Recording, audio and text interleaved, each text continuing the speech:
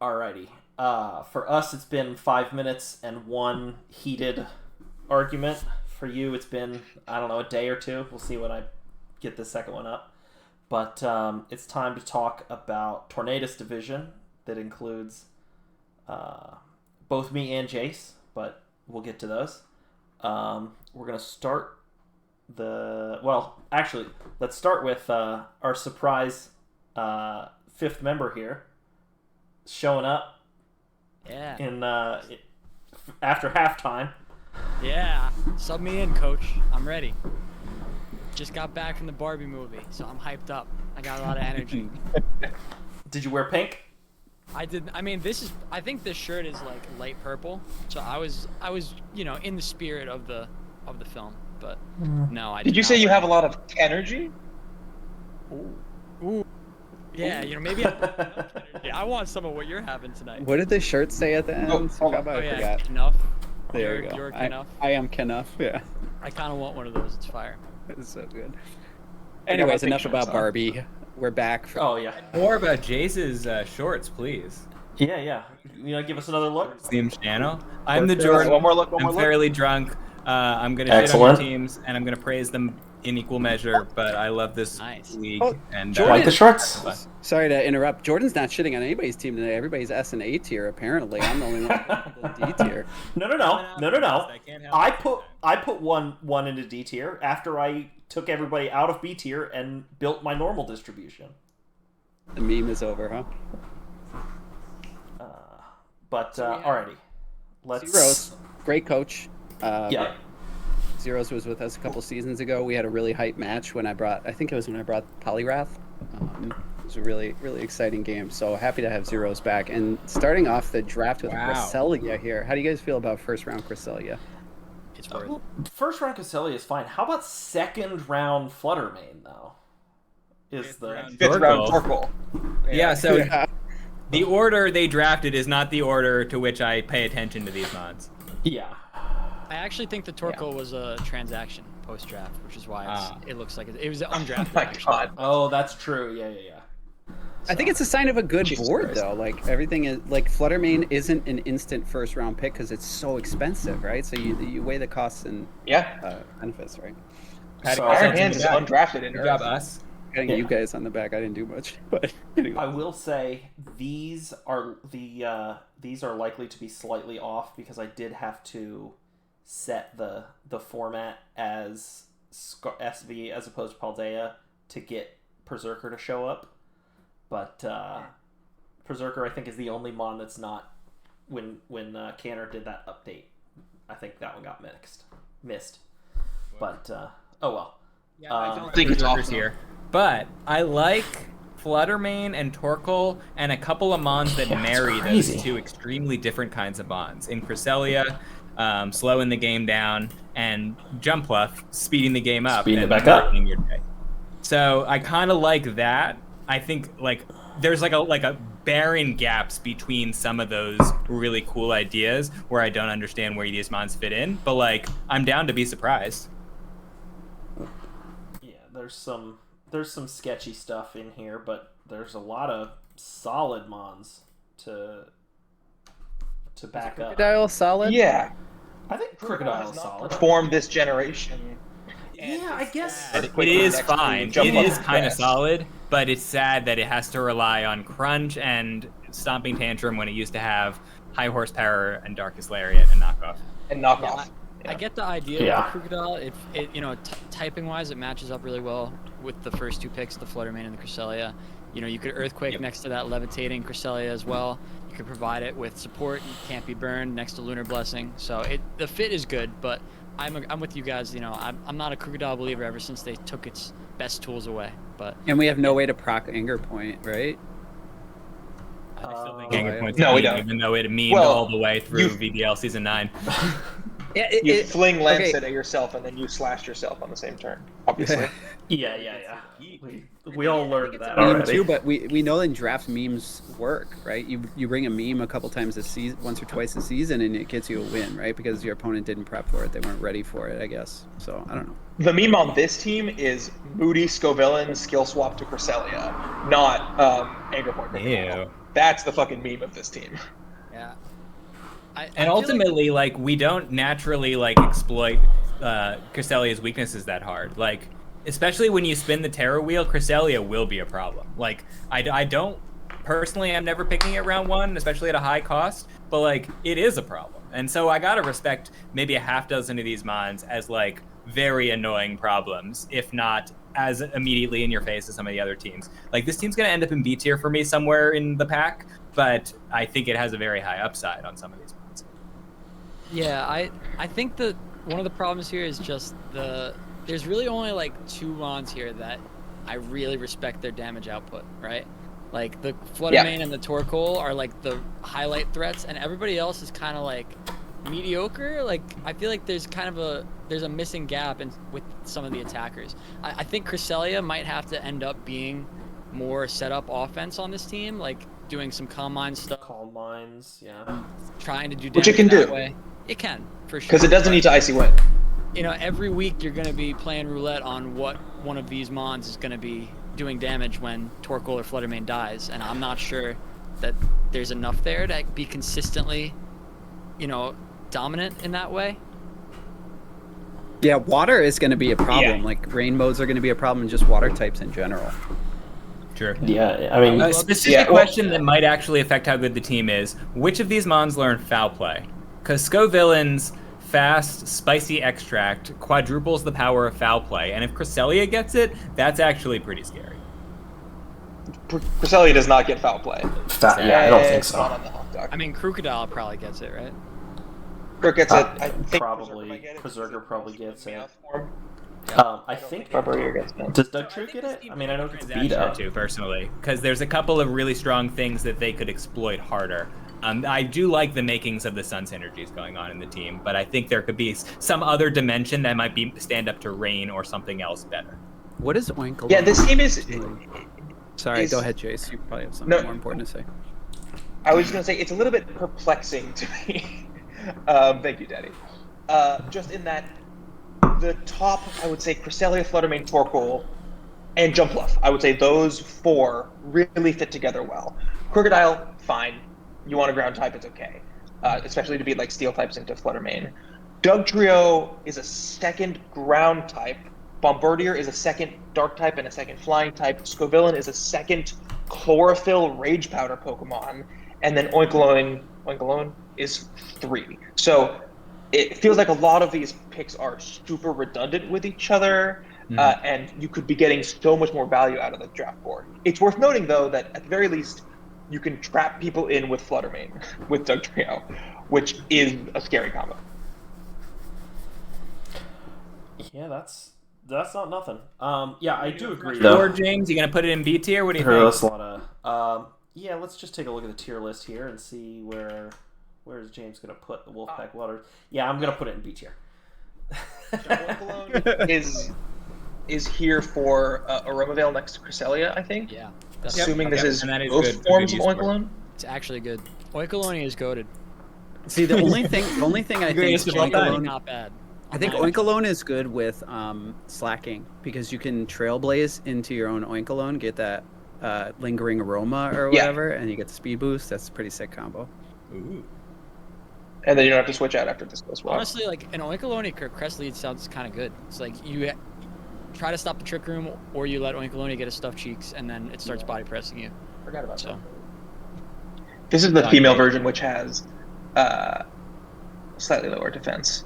But This is the male version, right? Or, No, not that relevant. it's This the is female one. the female. Yeah. Because the female gets Aromavale. oh, Yeah. it Onwards. says M in parentheses. Yeah, the dock doesn't break them up, but our draft board did. Okay. Whereas the dock does break up the Oricorio forms, and our board does not. Which Seems a little silly. I think is kind of silly. Like, I mean, I did draft Oricorio, and we'll get to it, but they probably should be broken up in future seasons. Like, we break up the Rotom forms. No. You don't think so? Why do we break up the No, Oinkolones? we should If you break up tier the Oricorios, Oinkolones they're never together. getting drafted. Why do we break up the No, no, Oinkolones? Don't break up the Oinkolones. Yeah. We'll fix it in the next one. Moving on. Yeah. We All right. Silvally is Oh, let's spend 20 more minutes on this. All right. Let's talk about Braff's team.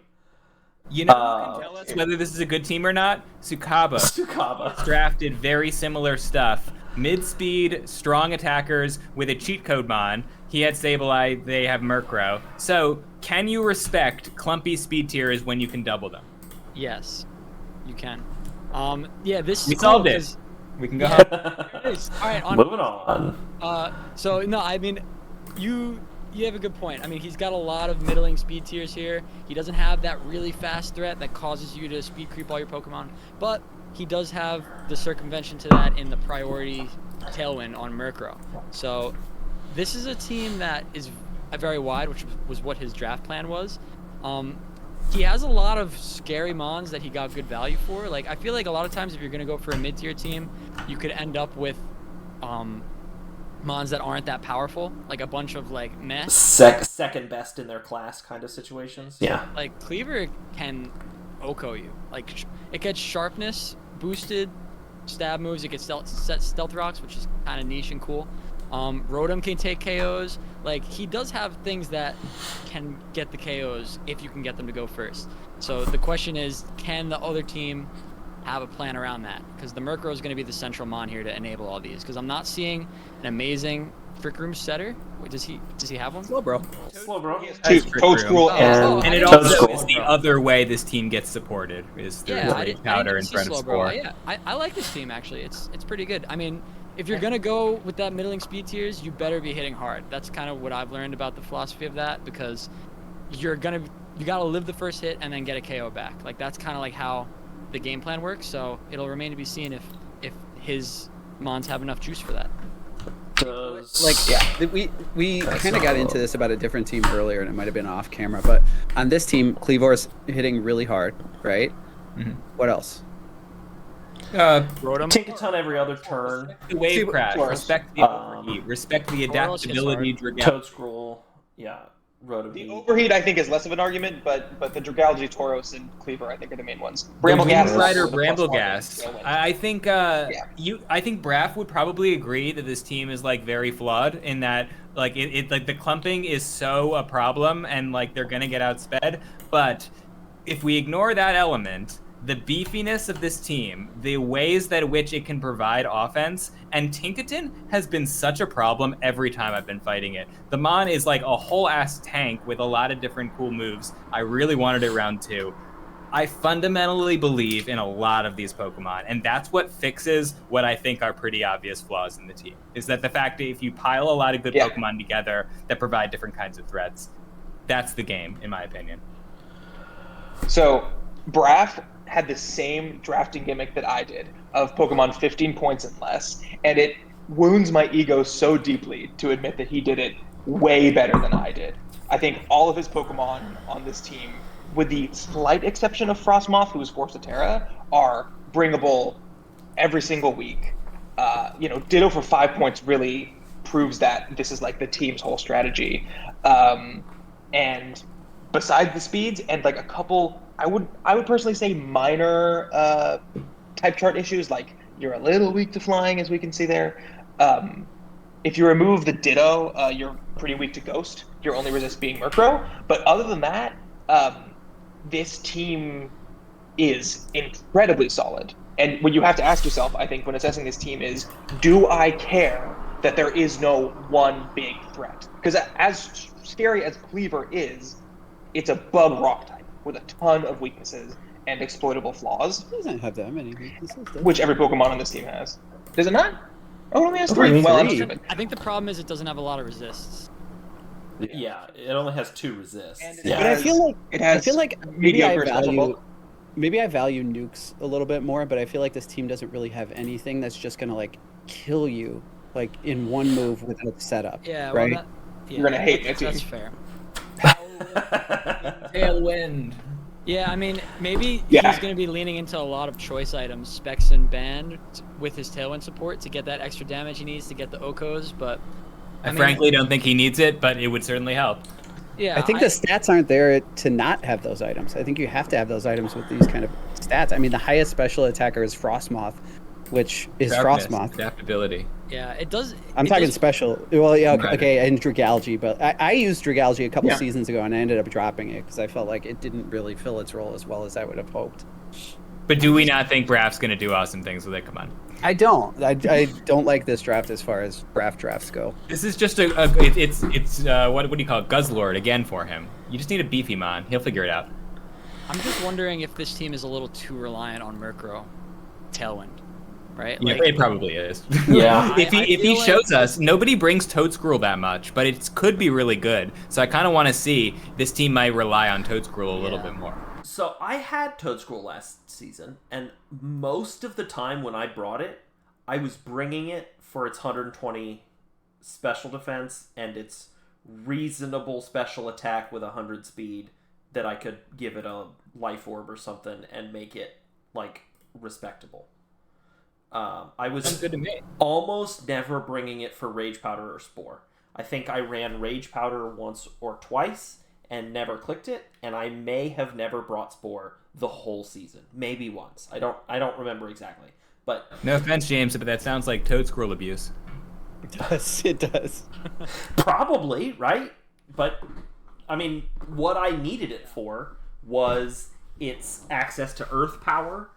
I ran it to KO. I don't remember what it was, but it was outspeeding and OHKOing with an energy ball with a life orb, some water type 1 week. And the plan was kill it once in one game and then win game 2 some other way. And that happened. I just can't remember what the water type was. But yeah, I think it's good, and if the team can, utilize it also for its very good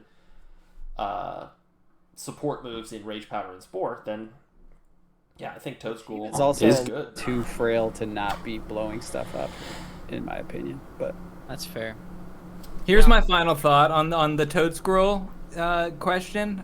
Imagine doing the Volcarona, which is you throw out your super powerful hit, which is not as strong for Toadscruel, but like you can throw out your Leaf Storm, have no special attack, and then force the opponent to KO it by clicking Rage Powder or threatening to click Spore. And imagine Volcarona has Trick Room. I think this mon could be a big game changer, and it kind of has to be for this team to be really good, but I am tentatively saying this team is 4th out of the 10 we've rated tonight, which is around Tsukaba, and it's in the A tier for me. And I bet Daddy and some others are not going to be as optimistic, but I'm just an optimistic guy. What can I say? I think this is going in B tier for me. Just, it could easily outperform that. Like, I could see this going either way. V-Braff's pretty good. He'll make this team look good. Yep, it's going in B tier for me as well. I think we have to make sure we rate the team and not the coach, because like Steve has had some extremely dog shit teams, but Steve still wins. So yeah, no, I'm I just saying, do believe in this team. I wouldn't be surprised if it outperformed my B rating. I believe in Braff. I don't believe in the team. So, anyways, enough trashing Braff.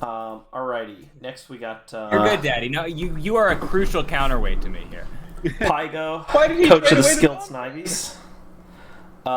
Third more than time.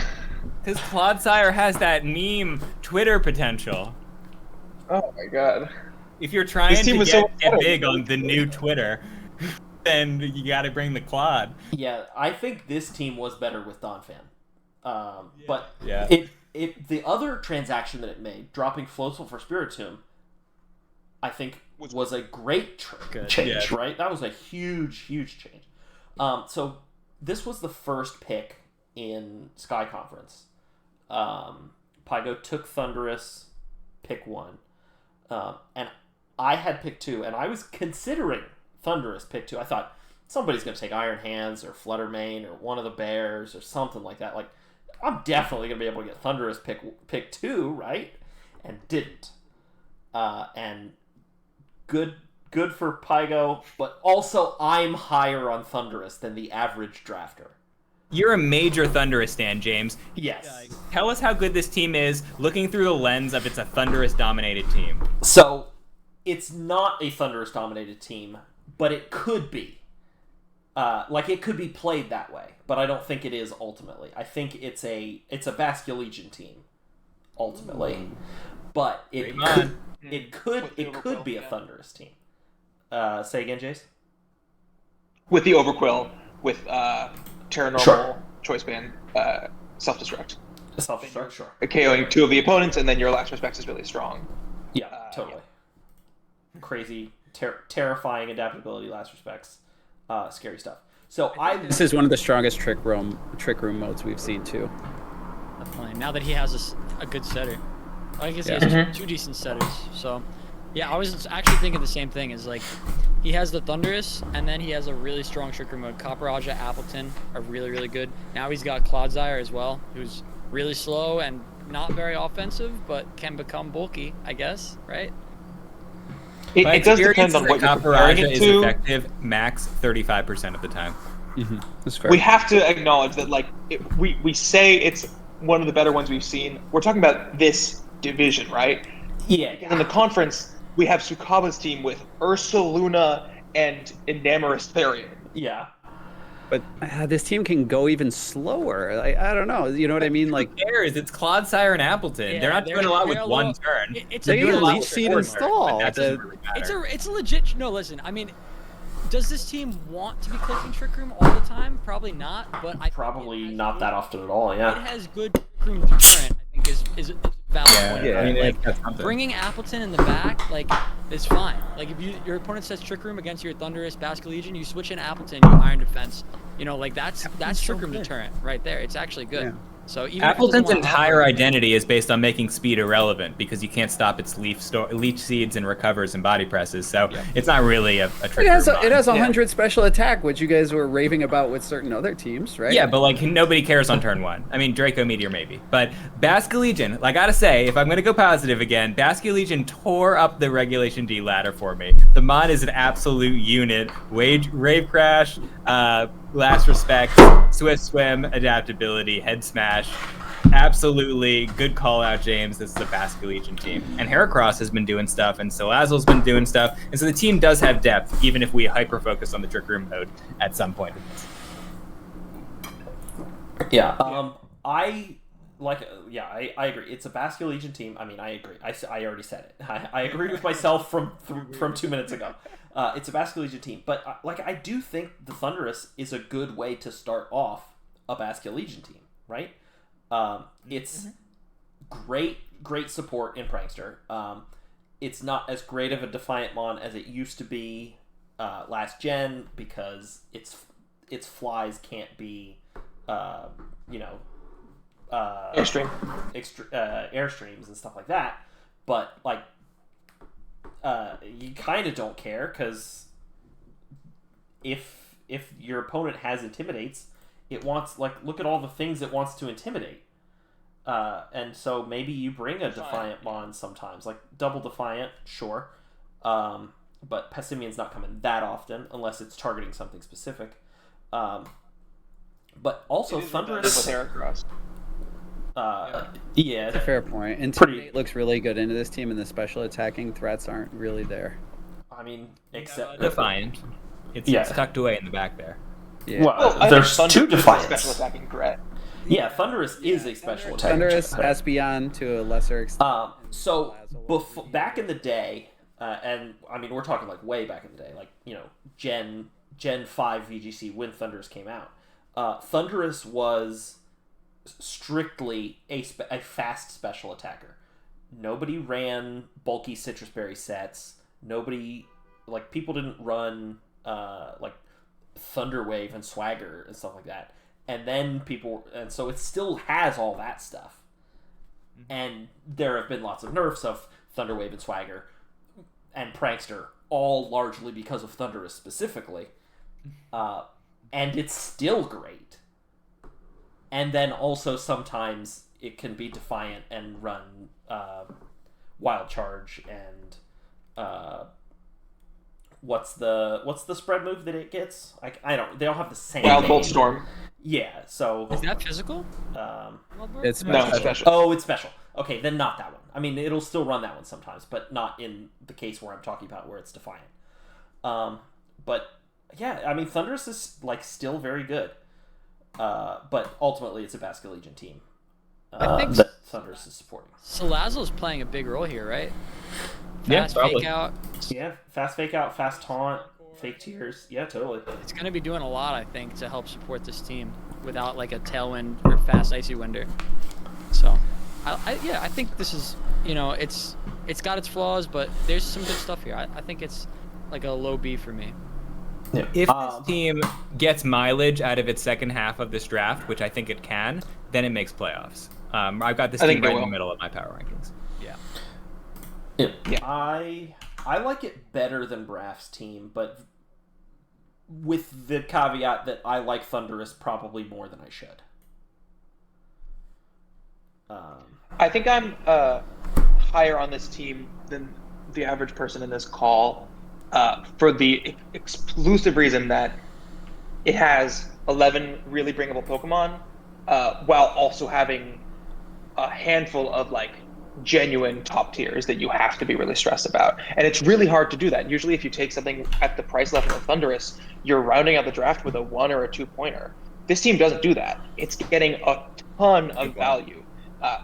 Honestly, I had this team ranked so much higher before the Clodsire Donphan trade. Because you gave away your Disc Quick mode, you gave away, a strong attacker. I don't think Clodsire comes in that many games, and so you're kind of losing out in that way. But it is, save for the lack of tailwind, I think one of the widest teams, one of the teams that get the best value, one of the most synergistic teams. It just doesn't quite get there in terms of actual damage output. Yeah, it's crazy. Outside of these first two, it's 6 to 13. It's a 7-point spread for the other 9 Pokemon, which is awesome pretty concept. impressive. Yeah. Or awesome concept. I hope this context succeeds because it'd be cool for the draft. Yeah. Donphan trade, not ideal. Great for J-Star. Cincy Mincy, what you got this season? Oh no! For J-Star. So I managed to draft almost all Pokemon that I like. And then also I drafted Poltegeist because it was the highest special attack stat available at 7 points or less. Gumshoes because it was a cheap normal type, and Sandile because I had 1 point left, and it tricks people into thinking my type chart looks different than it really is. Exposing his own strats. I mean, anybody that uses this document knows to be like, what does this look like without the obvious never coming Pokemon? So you took Muckalola pretty early. Why did you not try to take that the one of the Moody Pokemon or something with it? So here's the thing. The only Pokemon that I was really interested in playing with this draft, like what I wanted to, like I thought those are Pokemon I like. I haven't used them in draft. I want to. I think they have the potential to be good. Is Brute Bonnet and Muckalola. I think I do have some fun Power of Alchemy stuff to do with Muckalola. Moody just isn't one of them, right? I can take Dancer. I can take Adaptability. I can take Mirror Armor, whatever. Unseen Fist. Unseen Fist I can take. Cool. Right? So, like, I do have fun stuff to take. Moody just isn't one of them. I have... So who all gets Swords Dance? Swords Dance is on this, right? Or not? It's on Shifu. Nope. Who all gets Swords Dance? So, yeah. So, Oricorio gets all the dance moves, and then Urshifu. So, like, if I can copy... I copy Dancer, and then my Muckalola's getting double Swords Dances, and now we're in Meme Town, but, like, that's something fun there, right? Question, James. Who hurt you? Who hurt me? Oh, because I drafted all the Mons you hate? Like an absolute buzzkill and an absolute pain in the ass. Brute Bonnet and Muckalola Screamtail Corviknight? Ew. That's nasty. I think this is a good way to transition into actually analyzing the team of it. Yeah. Totally. I can't kill these Pokemon. They don't die. But what do they do back is the big question. Waste my time. From my perspective, sure. this team is resting all of its hopes on Urshifu, which makes sense because it is the strongest attacker in the format. There's a reason that this team is built the way it is. Yes, you have Poltergeist, you have Delphox, you have Jolteon, you have Brute Bonnet is a pretty strong physical attacker as well. But all of these are kind of lower tier Pokemon in terms of actual damage output. Yeah, 100%. If Urshifu gets dispatched in some way, I think there's a lot of investment in a lot of pieces that are kind of techie and weird. But I think we've seen drafts before from you, James, that have a lot of these like really defensive pieces that just, like Jordan said in the Earth Conference PRs, when you're playing so much around bulk, it's hard to actually take control of the game. And close games. Really needs Corviknight's Tailwind to outspeed stuff and actually make a lot happen. And if somebody taunts Corviknight, or if Corviknight gets bopped or faked out or something else, you're in a world of trouble. Yeah. Yeah, you can taunt yourself. That was one of the main things I was looking at too with the Urshifu first pick, which you stole from me, by the way. Thank you very much. Anytime. Draft night ready to go. I was like, oh, I got the third pick. Let's go. And then I had to switch gears. But anyway, yeah, I mean, I kind of agree with Jace where like I just wish there was something that enabled Urshifu to go faster a little better. Like I wish there was like, if I was thinking like Urshifu with like a premier Tailwind setter, like a Talonflame or a Murkrow would be great. Like or even like one of the genies that could set rain for it, obviously in an ideal world. But I just wish there was something. Screamtail sets rain at Booster Energy 111. It does get rain dance?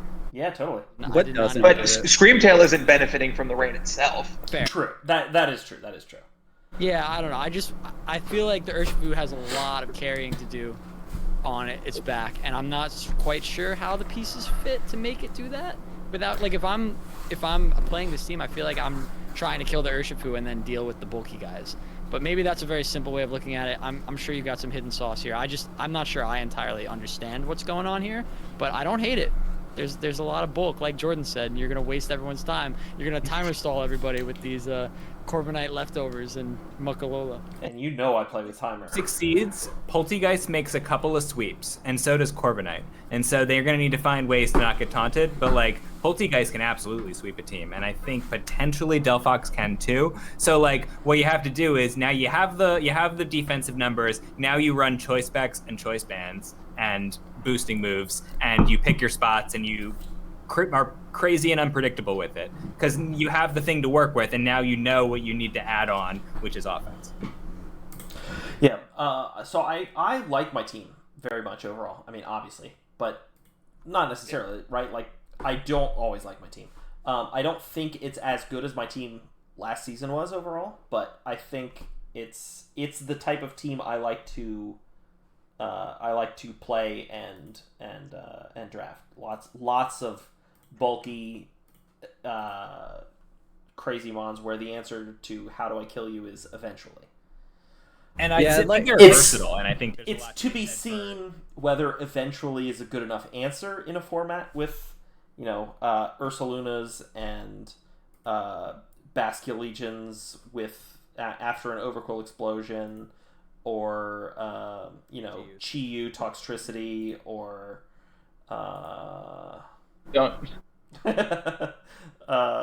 well, I mean, we'll get to that one. I'd like to see some more offensive threats other than Urshifu and, occasionally Brute Bonnet. Brute Bonnet, I think, is something we need to talk a little bit more about. James, you said that you were really excited and high on Brute Bonnet, and Brute Bonnet is objectively a very compelling Pokemon with high stats, great fucking moves in Sucker Punch, as well as Spore and Rage Powder. I think to get the most of the 16-point value, though, you do want to be setting Sun for it. Something, yeah. I think Screamtail kind of wants you to do, because you have two Photosynthesis users and Delphox, but then Sun is really not what you want for Urshifu and Urshifu, sure. I think there's a little bit of a weird thing where Brute Bonnet maybe can work in Tailwind or Trick Room or in Sun, but your Tailwind isn't great. Your Trick Room setters are both are over 100 speed and extremely frail Poltergeist, and you don't want to be setting Sun. So I know you like Brute Bonnet. I don't think this is the right team for it, and with it being your third best Pokemon and really only other big offensive threat next to Urshifu until you go down to Delphox, which is a low tier. I think the Brute Bonnet specifically, to me, is where the team starts to falter. Because mainly you're using it for support, which is what Screamtail and Corviknight are already doing. Yeah. There's a way to turn Brute Bonnet, like, as in to take all the inspired Believe picks and then turn Brute Bonnet into a just super dependable mon, where the team all of a sudden jumps a notch. But I do really like the ideas here, and I want to see what you do with them. I think it's going to be fun. You're going to have a blast using this. Or it's going to be miserable, and I'm going to make 4 free agent picks in between weeks 2 and 3. You know what Brute Bonnet is here? Is it's a Glastrier, where it's bulky enough, especially with Screamtail screens and stuff and Corviknight stuff, that you don't need to go first. It's going to take a lot of KOs and Trick Room with booster attack, but you have to Terra it, which means you're not getting the Terra on other stuff.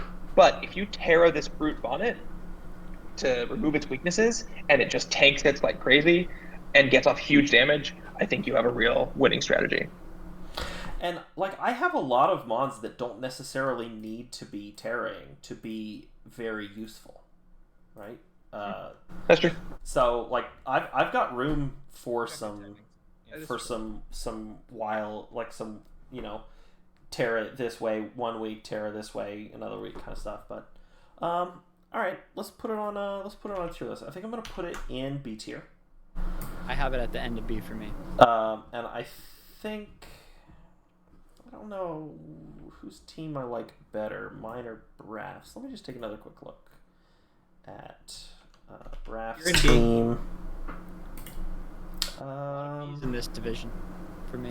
So James, in the last video, he put all of his teams in B tier, and then he tiered them afterwards. He just put them in a line, and so it's kind of a running joke already, just to fill you in. Yeah. Oh, yeah.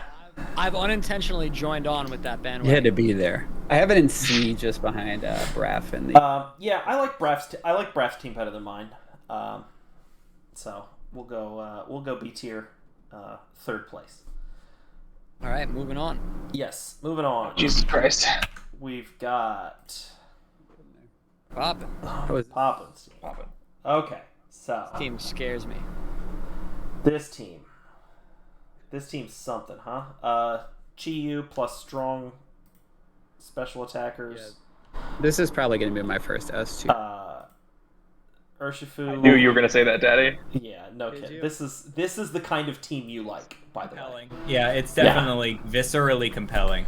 I mean, what does this team not have? It's special bulk, I guess, but physical attacker besides Urshifu.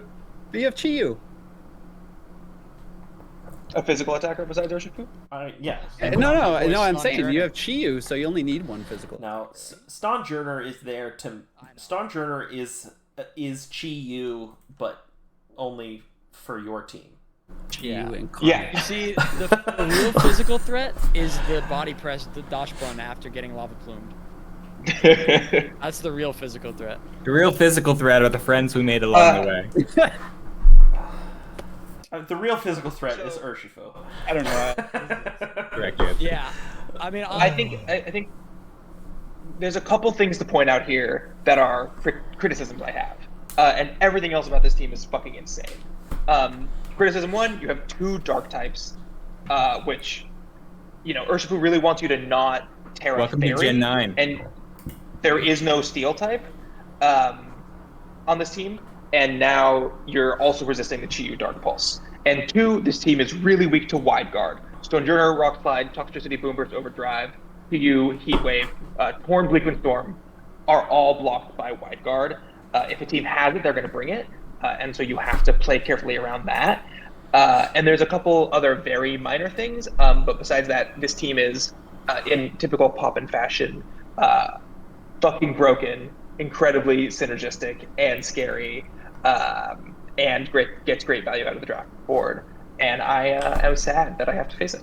Yeah, I think the low tier picks are pretty good value too. Like Darkspun has the obvious synergy that we all joked about, but I guarantee it works at some point this season. Like Lava Plume is gonna unless he just brings the top 6 every week like he did last season and never brings any of these Why Pokemon not? a single time. Yeah, because the top 6 is so good, right? And I mean, maybe Arboliva doesn't fit in one week, and then you can sub in one of those other, even Bennett at the bottom, 115 attack is decent, right? And it's got a pretty good move pool. I think Poppin talked about that a little bit after he took it. So I think this team is pretty wide. I think Stonejourner has a legitimate place next to Chi-Yu. Oh, yeah. And probably nowhere else. But yeah, I don't know. I like this. Next to Urshifu, next to Toxtricity, Stonejourner is great. Yeah. Yeah. Torntee's pulling a lot of weight here. It's really good at supporting Chi-Yu and Urshifu. It's definitely coming every week. Torntee is really just, it's so scary because like you're worried about the fast tailwind, but then it just hits you with a bleak windstorm. You get a speed drop anyway because it hits every time 30%, and then all of a sudden that just ruins your game. Like this thing is a serious problem. But how do you deal with something like a Torntee when you have more pressing matters like a Chi-Yu and an Urshifu? Right, like he has so many problems here that are gonna require a lot of attention, and unless you have really strong spread moves that hit both, like a fast rock slide or something, which the Urshifu also resists, but you're gonna have issues. We haven't mentioned this yet, and we definitely should. Gotharita and Urshifu is an amazing combo. Yes, it is. Yeah, it's very. I'm not trapped in here with you. You're trapped in here with me. Yeah. This is S tier, guys. So here's the thing. This is if we don't bring in Torn and get Tailwind and then let it die, then a lot of these mons are playing without speed control, and that is definitely an environment where they don't want to be. Toxtricity dies if it doesn't get to go first. Chi-Yu dies if it doesn't get to go first. Urshifu sometimes dies when it doesn't get to go first. Stonejourner definitely dies, and then we just go on down from there. So I think we might be leaning really hard on our Tailwinds, our occasional Trick Rooms, with this team. In that scenario, and when we abuse Scarves, which Poppin will, then other ways of getting weird ways of getting speed control, like T-waves and whatnot, then the team will be really good. But it's explosive, but it could get exploded pretty easily. A tier team for me. Yeah, this team's a very good team. I would say Stonejourner is kind of just ruin Pokemon at home, and you already have Chi-Yu. When do you ever actually need Stonejourner? When rock slides are good. I don't know. Wide guard. Gravity's good. Yeah, it's also has no fire resist, so you Terrafire Chi-Yu with Stonejourner. And it's good in outside of Power Spot, which is obviously synergizes with a lot of this team. It's sort of like the inverse of Chansey in a lot of cases, right? Where we say you could just bring in Chansey and it just walls everything on the special side if you eliminate the physical threats. Well, Stonejourner kind of does the opposite, right? On the physical side, it'll wall a lot of stuff. I don't know. Except it has a role. Chansey has the one weakness, and Stonejourner has 5. But I mean, fair. Well, you tear the Stonejourner. This team might get a fair amount of mileage out of Samurott as one of the sturdier pieces on it. I think it might be good. Well, then you're saying the team is relying on Samurai, and the it's question not that relying, I have for the call but it is, might get good do you mileage believe in it? I think when you have a water type on a team like this, I don't know.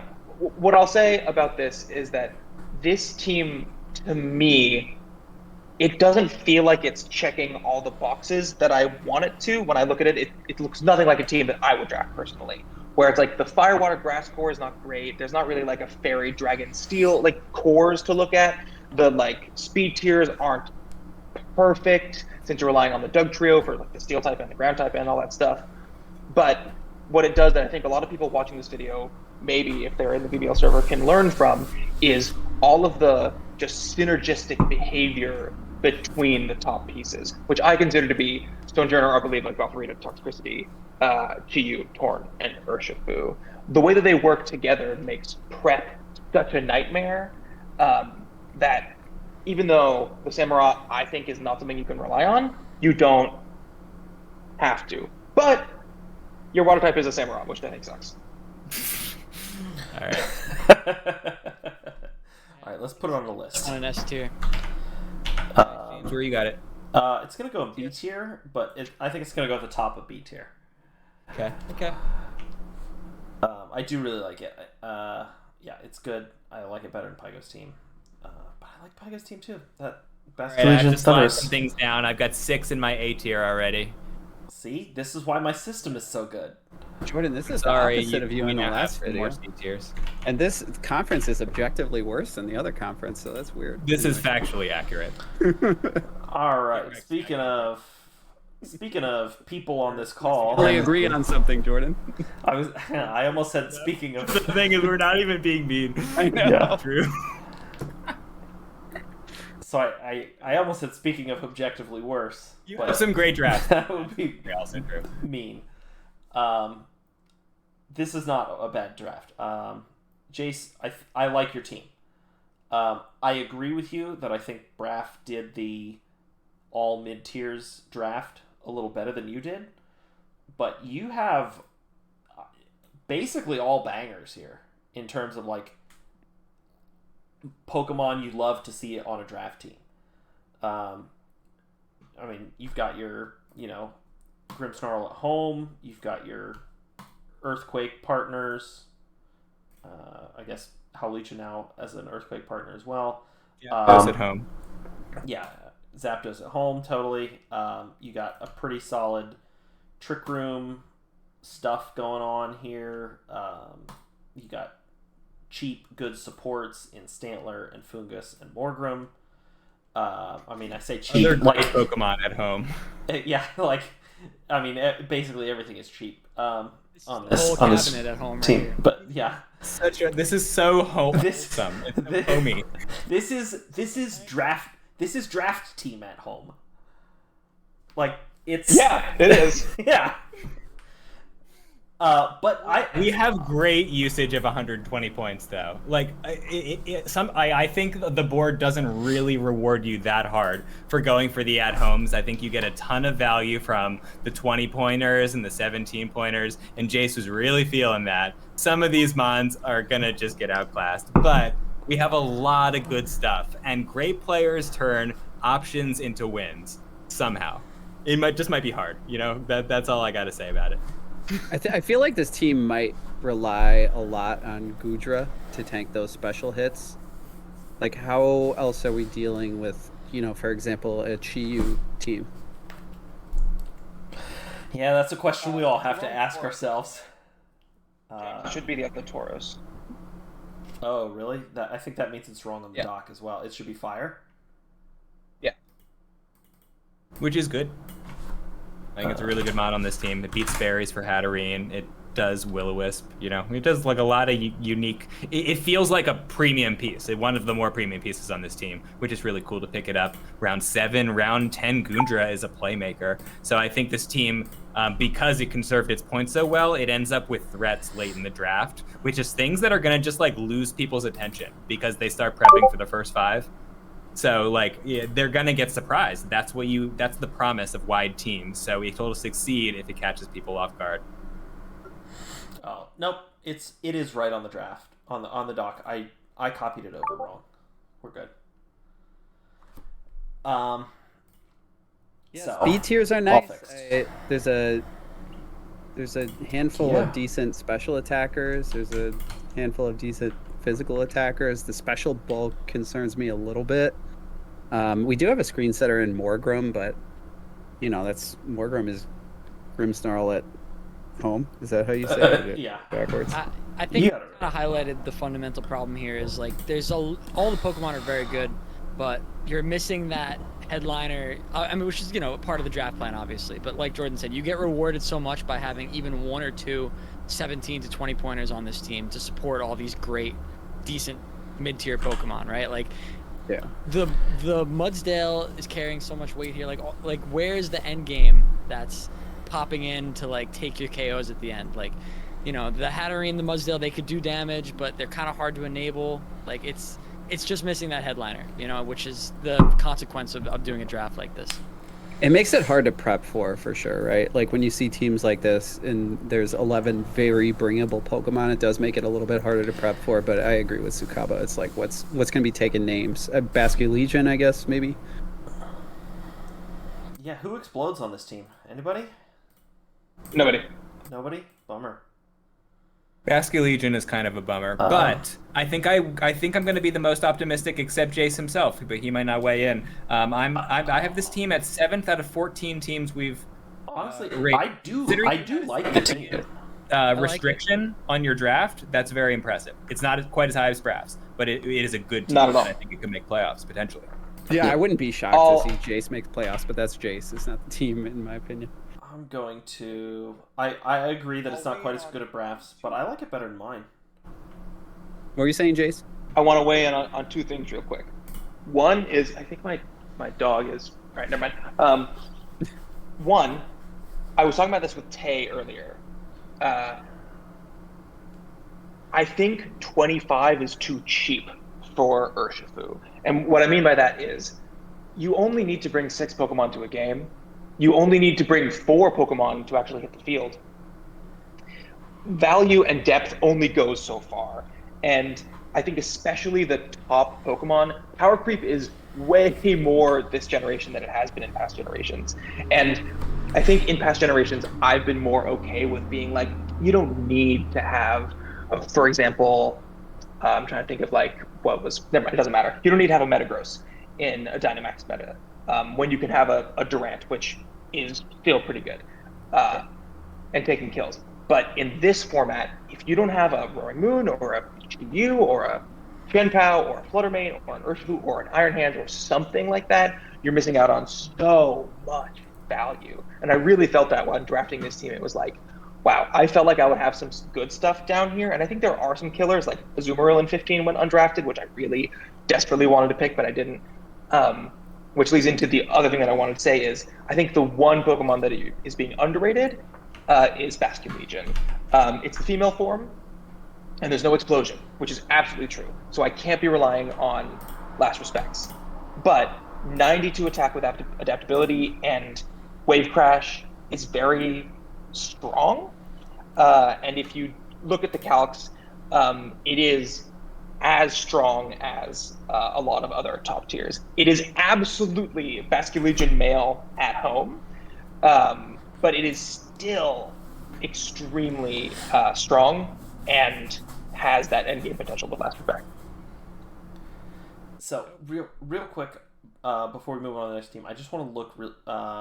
So if you bring your 6 highest point totals to a match, you have 68 points that comes to team preview. Poppin has 95. I have 5, 6, 92. There's a lot to be said there, right? Because just the value of the actual monster. Yeah. 83 for Pygo. Braff is at 83. And 4, 5, 6. Actually, the highest total is 0 at 98. Yeah, so get rid of that Berserker, by the way. It doesn't really So, like, just in terms of sheer, like, points, like cost efficiency, you killed it in terms of per Pokemon efficiency, but in terms of points available to points that show up in a match, you barely cracked 50%. Which to be fair to Jason, I'm leaving. Like when you look at a team like the the guy who brought the team to Worlds or whatever. Oh, Slushy's team.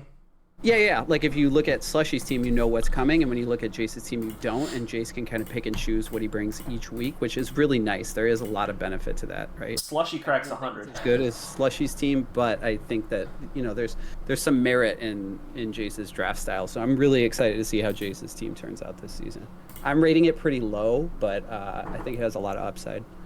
Yeah, I got it just above mine and below Braff's. All right. Oh, we have Uncle Steve next. Uncle Steve, the first champion. How many points does he bring if he brings his maximum points? 92. So Tinglu's so gross. Tinglu's good. Dondoza's good. Arcanine Hisui's good. I don't know if I'm a Gardecuno believer or a Fortress believer, but I am a 16-point Dragapult believer. I think this is a pretty good team, but it's one of Steve's least interesting teams. Hold on, we got a transaction here. He dropped let's Indeed turn wallet. Oh, I missed one. Muck. Oh, dang it! I thought I got all of them. It was earlier. There you go. Yeah, it was a day or two. I updated all the other transactions that have happened on these two, but I guess I missed these. It was a good transaction, actually. I think the point totals, are correct or wrong? They're correct. Oh, okay, great. Oh, right, because I just copied them off the thing. Yeah, of course. Okay. I want to talk about Weird Ear for a second. Is Weird Ear better than Stantler? Absolutely. Yeah. So it gets its 70 base power psychic physical move that it drops defense, right? That's what it does, right? It boosts your defense. Oh, boosts yours. Gotcha. But I don't. Weird Ear gets a 60 base stat total boost. Yeah, I guess it does, but Stantler has Eviolite. Eviolite also is getting that boost. So basically, it's have Eviolite. Trading some special attack or some attack and a little bit of HP for a defensive Eviolite boost. I don't know. I've been high on Stantler ever since Weird Ear first was in a preview for Legends Arceus. I was like, awesome. That means we get to run Stantler with Eviolite now. Stantler is good now. And then I picked it up. It was good last season. But on this team because I have Tinglu and Dondozo, but I also have spiritually some of the ideas that I was going with.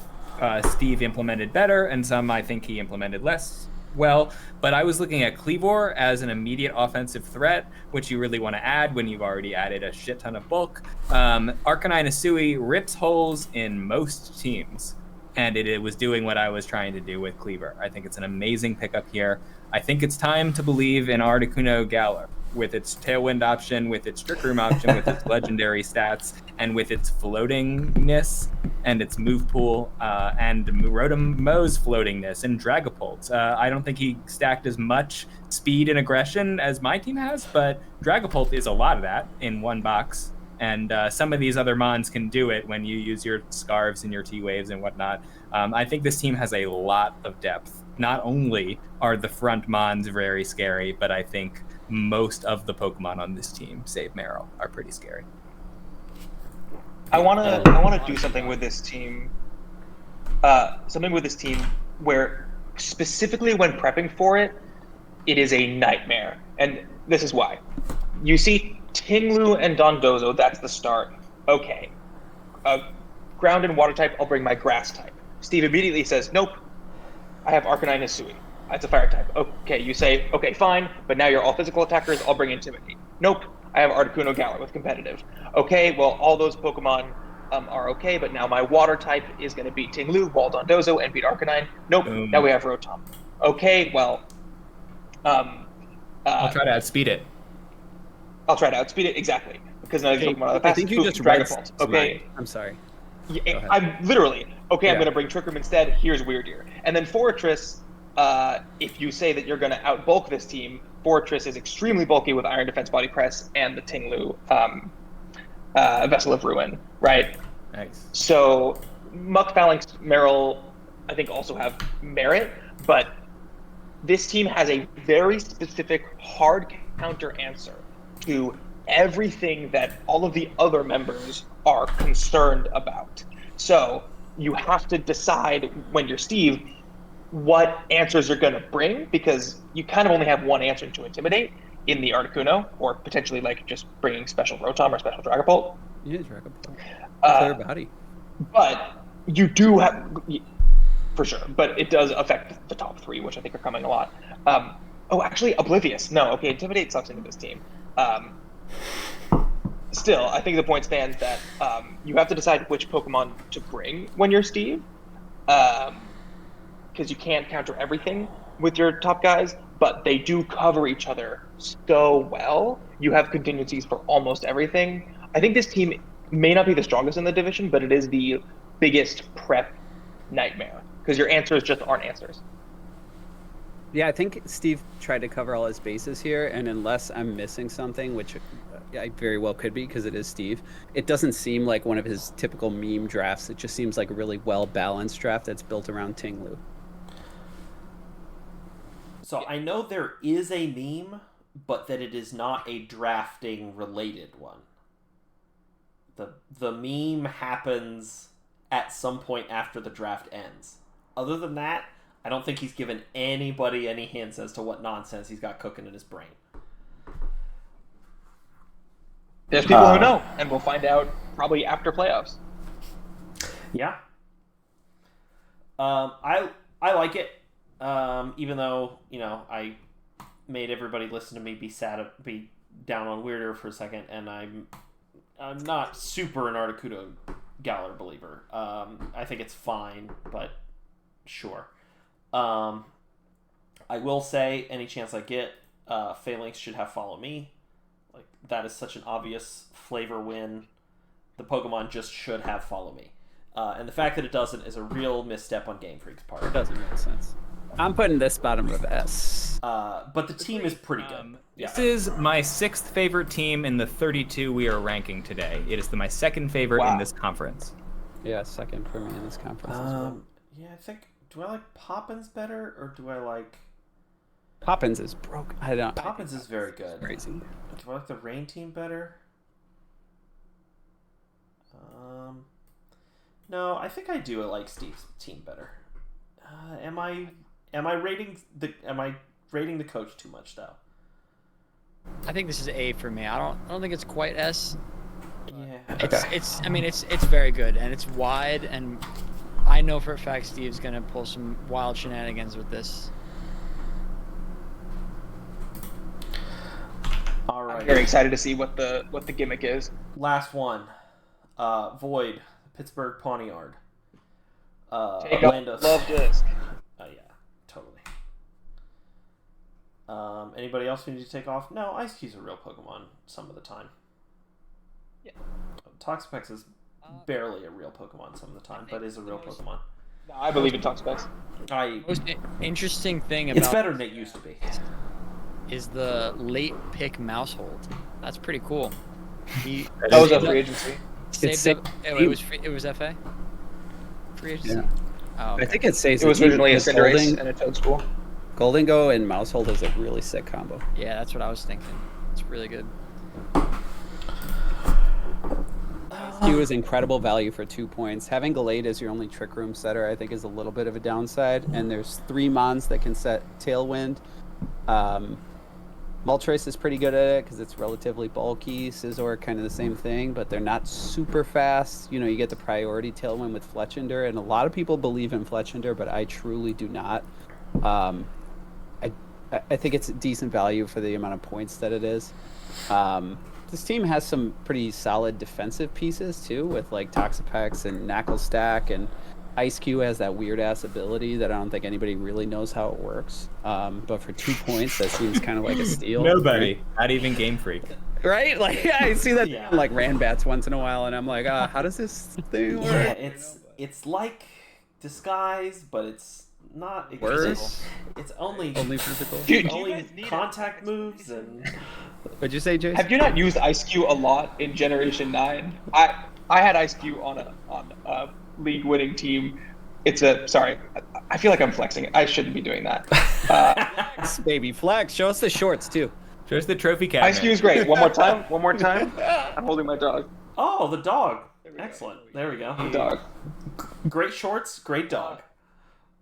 It gives it immunity to 1 physical hit, physical moves, non-contact moves. It is totally vulnerable to special attacks the whole time. When you hit it with a physical move, you become 130 base speed.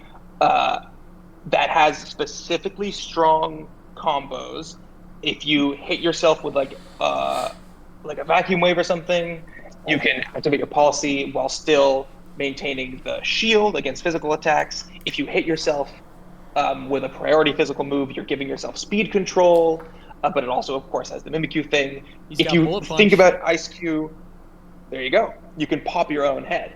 If you think about Ice Q in a 3-dimensional way, it's actually quite versatile, but the ceiling for how good it is pretty damn low. And the floor is in the fucking basement. Mm-hmm. So last time, Void, the coach of this team, acknowledged that they drafted without looking at a type chart. This time, they drafted while looking at a type chart. It's unclear whether they looked at the speed stats or not, which are a big old problem. I think they're going to get outsped a lot of the time. And sometimes they might never get to set their tailwind. Or by the time they've set their tailwind, they've been snarled a few times. Yeah. So, speed is really important. I've played this game a really long time, and I continually accept that speed is really important because, and particularly in Gen 9, where the pace of the game is just notched up to an 11. Despite the fact that we don't have Dynamax, the mons they added to this game, Chi-Yu, Fluttermane, Qianpao, they beat up this team. The team does not even get to move, and I think this team is going to suffer from not get to do anything more than any other teams we've ranked today. Yeah, and their response to that, you got the priority tailwind and the Fletchender. I honestly don't see, if you're spending one of your 6 mon slots on a Fletchender here, that doesn't feel great. You have 2 other flying types already in the Lando T and the Moltres. You're bringing Fletchender as, that's, I'm assuming Moltres and Lando are coming. That's 3 out of your 6 now that are flying type. And Fletchender, like Daddy said, I know some people are high on it, but I don't think it can do what it would need to do on this team for the speed control. That said, I did not pay attention to Fletchender in my analysis, and it does kind of change things a little bit. But yeah, it's not meant to be depended on every week. It can't be that mon. Yeah, I mean there's faster priority, right? There is. Yeah, I mean fake outs and stuff like that. There's Feint and there's other stuff. Feint. I think this team Aqua does Jet, have some tools, Jordan, to have control over the game. I'm not saying they're great tools, but right, intimidate. Exactly. Yeah, no, those Mouse are fair. Hold, intimidate. Also, just Choice Scarf, Golden Goat, Choice Scarf, Landorus. These are really strong sets. Choice Scarf, Moltres, even with Fiery Wrath having the flinch chance. It's not a perfect team by any stretch of the imagination, but I don't think Moltres and Scizor are always going to get KO'd before they get to set up the Tailwind, because you got a freaking Mouse Hold with Friend Guard. Mouse Hold doesn't even have to follow me. Sorry to interrupt here, but if this team's going to exert any kind of control over the game speed-wise, it's going to be committing hard with Scarves and Tailwinds, and it does not actually have a Trick Room answer either. So it's one thing about being too slow and you really like Trick Room, but this team is just too mid. And that's I think a bigger problem. The Trick Room is the bigger problem. But the speed stats, in my opinion, are fine, besides the fact that they don't go higher than Mouse Hold. But I mean, Fletchender kind of does. And Scizor doesn't even care about speed. It wants to just click follow me. Until you're population bombing. Well, yeah. I mean, that matters, but man, you need another mon next to Mouse Hold. Yeah, something else to take advantage of it, or despite the fact that they're all redundant speed-wise. So maybe you just throw out 2 different strong hits, and it's gonna work sometimes. So I have to respect the raw numbers like I have for other teams. The top 4 are very strong and very bulky. They have good defensive typings, good abilities. 3 of them have really strong spread moves. Obviously, Make It Rain, Fire Wrath, Earthquake, and Scizor has Bullet Punch. The fire weakness is rough for sure, but I think these 4 plus throw on the Mouse Hold and then 1 kind of flex guy. We haven't said anything about Gallade. I think Gallade probably isn't ideal on this team without a better Tailwind setter, but it's a fucking strong Pokemon too. You could massively improve this team by turning Gallade into a bulky Trick Room setter and then upgrading something else. Yeah. I'm confident for this team week 1, and I gotta say, that we rated earlier that doesn't use Berserker well, trade it to this team. Void, pick up Berserker with your 2 steel types, get Fake Out, and immediately make this team better. Oof. Oh my god. Well, okay, I don't know. Gotta talk Zeros into it. Way to go. Do it. I think it's You got to be strong in particular dimensions, even if you're not strong in all of them. Here, Persian's available. Just got dropped. Also good. Why not? Oh yeah, Persia got dropped. Well, I got to take off, guys, but I'm putting this team in C tier. I think it has some upsides, especially with a couple changes. You know, Berserker would be a pretty good trade for both teams, in my opinion. But I'm gonna have to leave it on that note. C tier for me. Alrighty. Love you guys. Great to have you. See you around. So let's go ahead. I mean, this is our last team to tier, so we can put it on the list here. I think I'm trying to get it in between. I do like my team better than this one. Yeah, I'm pretty happy with 7th of 8 in the Tornadus conference for me, which means we can move my. Yeah, you finally get to tier. There we go. You've been There's my your audience for an hour now. There's my Tornadus tiers. And look at that great normal distribution. It's beautiful. This is the new wave of tier list making. Absolutely. People are too generous or too not generous or too average, and because everything is relative, it's the wave of the future. It's gonna. Yeah. Well, there is something to tiering objectively in addition to normal distributions. I view A-tier teams as they're going to make playoffs if they play like medium, and B-tier teams need to actively play well to make playoffs, and C-tier teams need to play amazingly to make playoffs. That's a good that's the kind of ways I think about it. I don't That's think a fair there's point, always too. a normal distribution, right? Like sometimes you have like a lot of A-tier Definitely. teams. Like I don't think it necessarily works, but yeah, I mean, by the way, just as a disclaimer, I know we always say this, but like these rankings are very subjective and also very relative. all good. Within. Yeah. Yeah, it's all relative. So like, you know, the top kind of sets the bar for the rest. And you know, if you have a C or D tier team, it does not mean that it's not good. Like these are all good rosters. There's a ton of good Pokemon on the board. If you find your season's not going successful, make some transactions. You know, step it up. True. With that, you know, a lot of changes can be made. There were no teams that I actively wanted to rate low until I was at the end of the tiering, and I just realized that I had to, like as in like I had to make some differentiation points. So I thought there were very few unusable or like weak drafts. I think there were a lot of good drafts, despite the fact that I like my conference better. Like there were a lot of good drafts here, and so echoing Sakaba, all of these are usable, and all of these can get better if you see something wrong. Yeah, we got a lot of good stuff going on, and some scary teams for sure overall. All right, everybody, we're an hour and 12 minutes into this second video here. I think it's probably about time to sign this one off. Any last thoughts from anybody? I'm excited VBL, to see some best. matches. League. Finally, Thanks for having yeah, me, James. seriously, I feel let's like play I've some matches. aged 20 years. Yeah, congratulations on being an old now. Alrighty, peace, everybody. All right, see you. Good night.